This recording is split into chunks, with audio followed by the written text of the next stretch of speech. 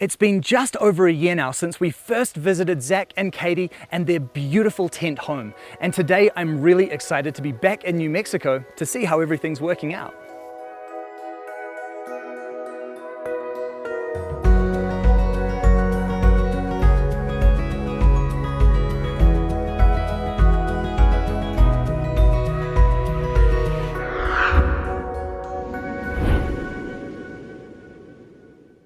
Hi Katie, how's it going? Hi Bryce, good to see you. Lovely to see you again. G'day Zach, how's it going, mate? Good to see you, man. And the place is looking phenomenal. Thank you. Yeah. Really cool to see you've got a few new additions around the place since we were here last. Yeah, we've been busy over the past year. We've added our new solar system so we can power the tent.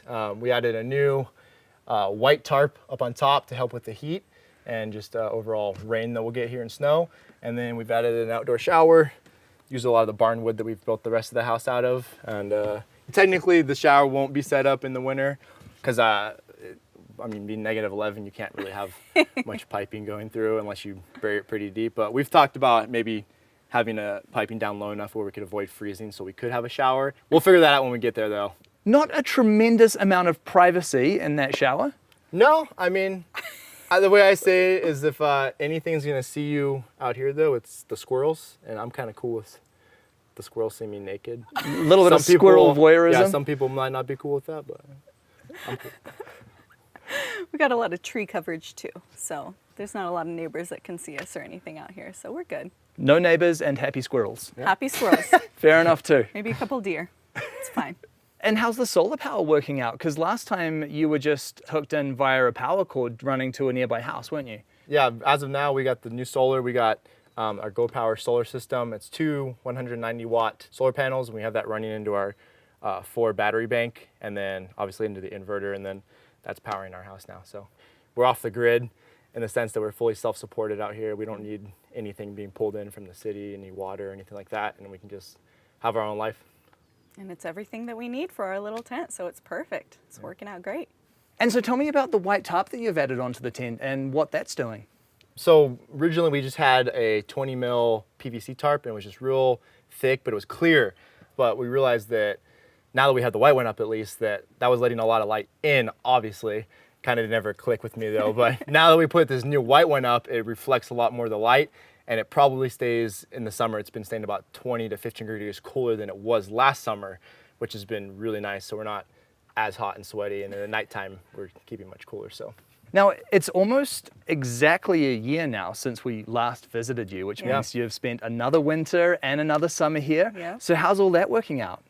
So this winter was they say, the hardest winter here in 14 years. Yeah, it was a tough winter. Yeah, it wasn't for the faint of heart, I guess. I think at one point we had 14 inches of snow load on top of the roof. No and way. Then, so it was It was crazy. pretty piled up high. And then it got down to -11 at one point. Yeah, it was the coldest it hit.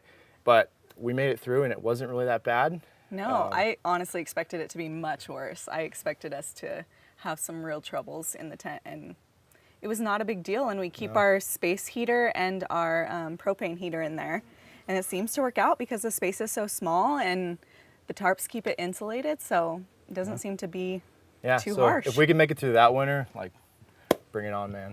We're good.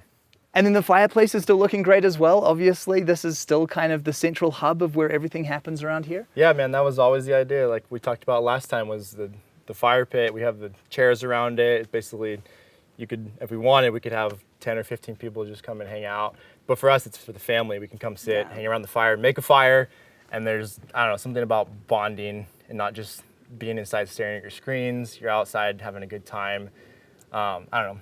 You watch the stars, watch the bats fly around overhead. It's nothing special, feels like summer more than having a bonfire every night. So we love it. There really is just something about fire that has that primal connection that just makes you want to sit around and really feel at home. Mm-hmm. Yeah, you give me a stick and a good fire, I'll just sit there and poke at that thing forever. It's like mesmerizing. I don't know.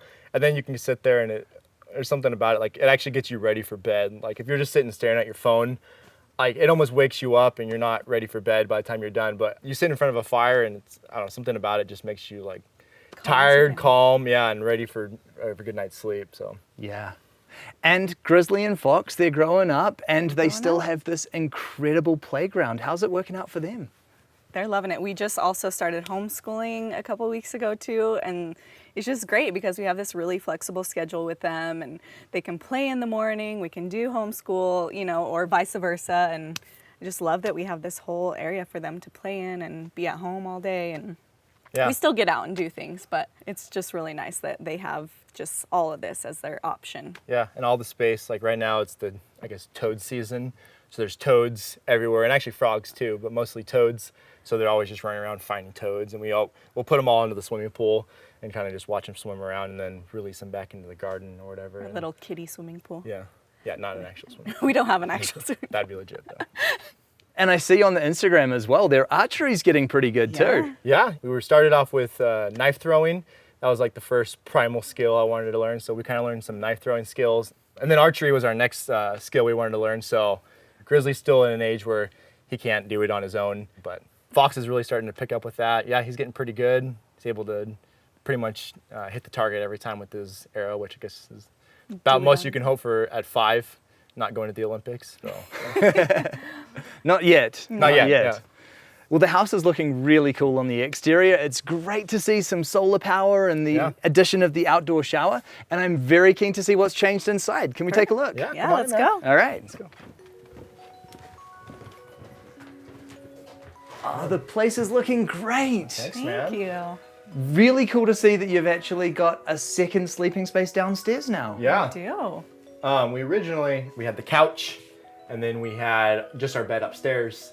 And the kitchen was over there. Yeah, and so we really wanted to figure out how we could maximize our space.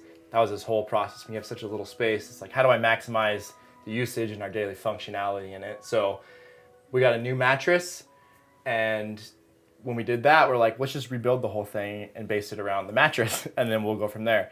So this is actually the original layout that I had drawn up when we built the house, and we didn't go forward with it because I don't really remember whatever reason. Well, we thought that the bed downstairs would take up too much space. Yeah. And we really thought that we needed a couch. Yeah. And after a year of living here, we realized we don't actually need a couch, and we would like a second sleeping space so that eventually our kids can sleep separately from us. You know, when they do get older or as they want their own space, they do have the option of going up there. Or, you know, if we ever want our separate space, like we have 2 options. So it's nice to have both places for them. Yeah, and then little things like when we built the bathroom, it was a 4x8. And we realized we don't need a 4x8 bathroom. We can do with a 4x4 or even a 4x3 and be perfectly fine. So we really just had an idea of what we really needed out of a space. And so that was what the renovation was about, was just refining our space. And it's so simple how we built it. It was really easy to just take things down and then put stuff back up. And then where the couch used to be, you've now got your kitchen. Yeah, we did a full switcheroo.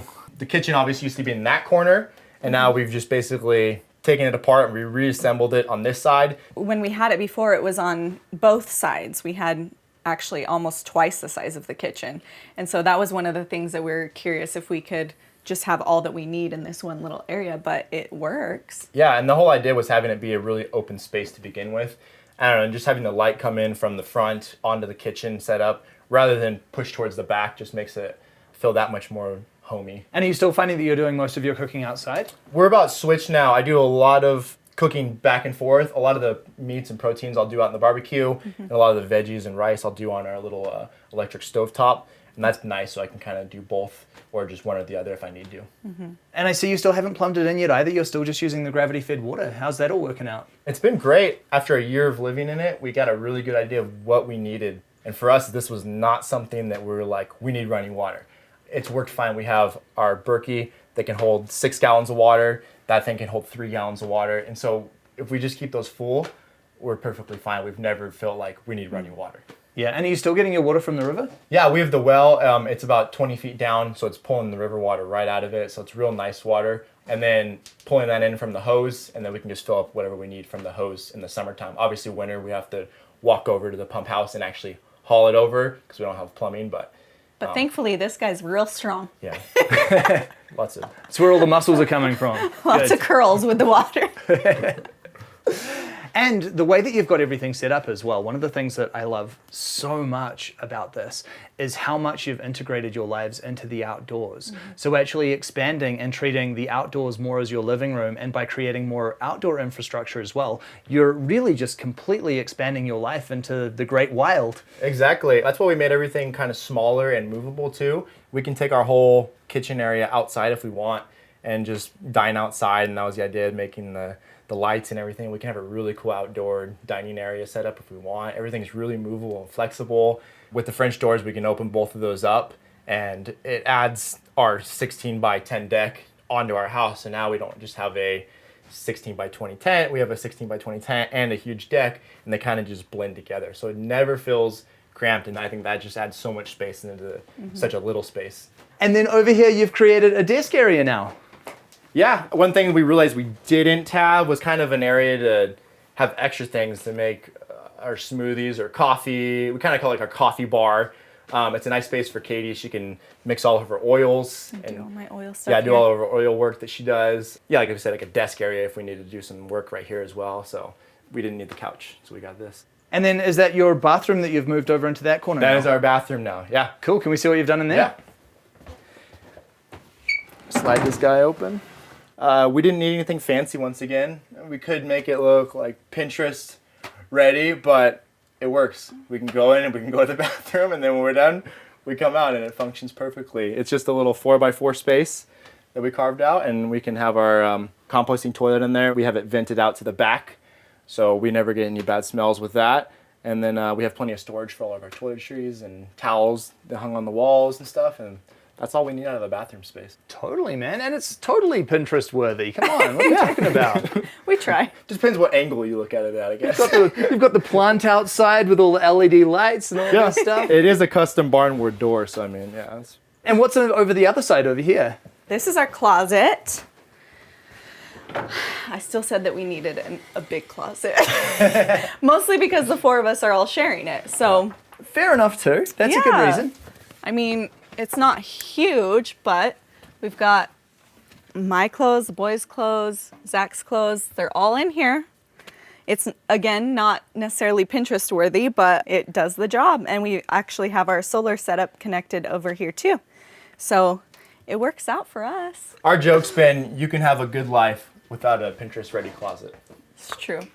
The important thing is that when you leave the closet, you are both Pinterest ready, which you absolutely are. There you go. That's the way try. I look at it. So another year has now gone by in the house, and it's so cool to see all of the adaptations as well as the additions that you've made to the space. How's everything working out for you? It's going great. We're loving it here. And I think, maybe in a couple of years we'll have other plans to build a bigger tiny house or something, but for now this fits all of our needs, and we realize after living here for a longer period of time that we don't really need a whole lot. That's what it comes down to, and this meets our needs perfectly fine. Yeah, when people ask, you want to say, like, we have this plan to build this nice house. We really don't. I mean, we kind of talked about stuff and throwing around ideas of building the real house, but at the same time, like, this, why would we not live here? Like, it works so well. And there's not been any issues with living it, so why would we spend a bunch of money that we don't need? That was the premise of this house, was what do we need? And a tent works, and it still works, and it will work in the future for us as of now, and so why change it? And talking about money, when we last met, before all of the additions, you had about $5,000 in the setup. With all of the changes and modifications, what's that figure at now? I would say we've probably added only about 1,000 into it, so really not much, and that's including like the new tarp. I mean, that's adding in rugs and just decor, like random decor stuff that we've added in over the past there really year, hasn't year and been a half. much. We deconstructed what we had and then kind of reused, and he still had some wood left that he built the new barnwood door and things like that, so we didn't really have to go out and get a whole bunch of supplies and stuff. Yeah, this was nice.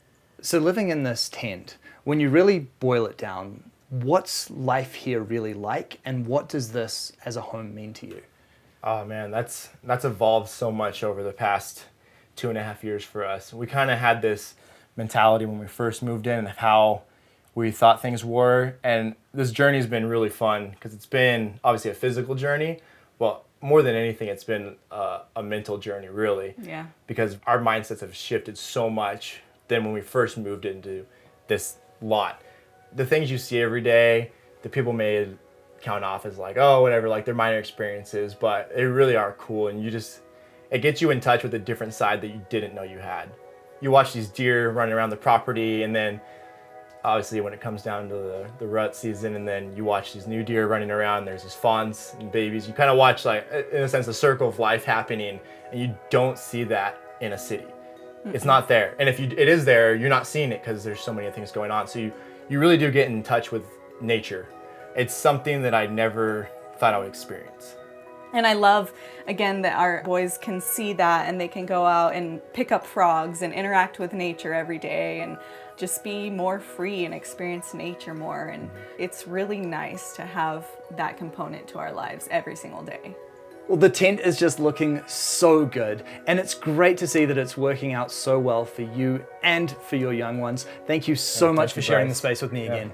Thank you for coming to visit, Bryce. Thank you.